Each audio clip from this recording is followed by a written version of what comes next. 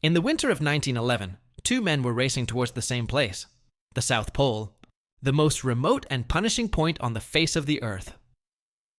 One was a British naval officer named Robert Falcon Scott, celebrated, well-funded, and supported by his nation.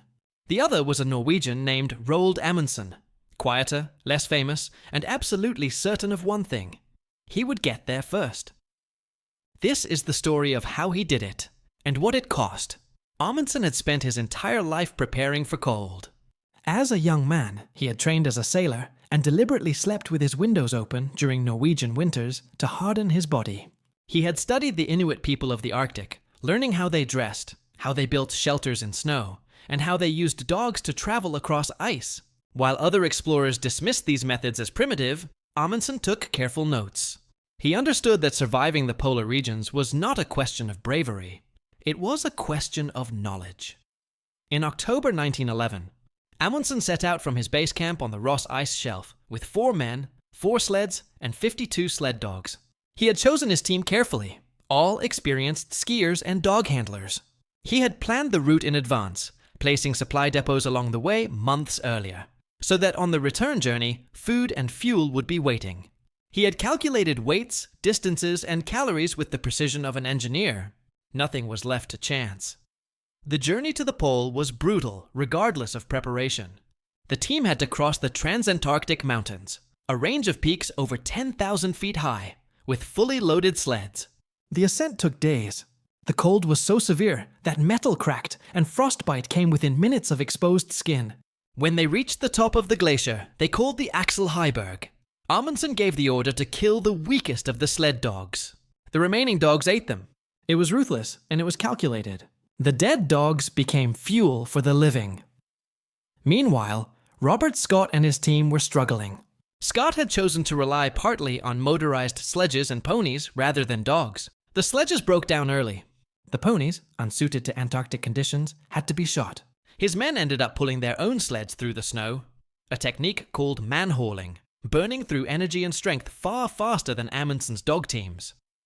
Every day, the gap between the two expeditions widened, though neither team yet knew where the other was. On December 14th, 1911, Roald Amundsen and his 4 men reached the South Pole. They planted the Norwegian flag in the ice and spent 3 days camped there, taking measurements to confirm their position. Amundsen later wrote that he had expected to feel triumph. Instead, he felt something quieter, relief that the plan had worked, and a strange sadness that the journey was over.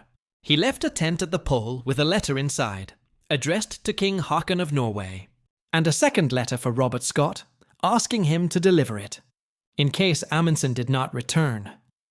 The return journey was almost harder than the outward one. Temperatures dropped even further. 2 of the remaining dogs died. There were days when a blizzard kept them pinned in their tents for hours, unable to move. But the supply depots held. The food and fuel Amundsen had placed a month before were exactly where he had calculated them to be. On January 25, 1912, all 5 men walked back into their base camp, healthy, frostbitten, but alive, having covered over 1,800 miles of Antarctica in 99 days. Robert Scott reached the South Pole on January 17, 1912, 34 days after Amundsen. He found the Norwegian flag already planted in the ice, and Amundsen's tent and the letter. Scott wrote in his diary that night, "The worst has happened." Scott and all 4 of his companions died on the return journey, trapped by a blizzard just 11 miles from a supply depot. They had run out of fuel, food, and warmth.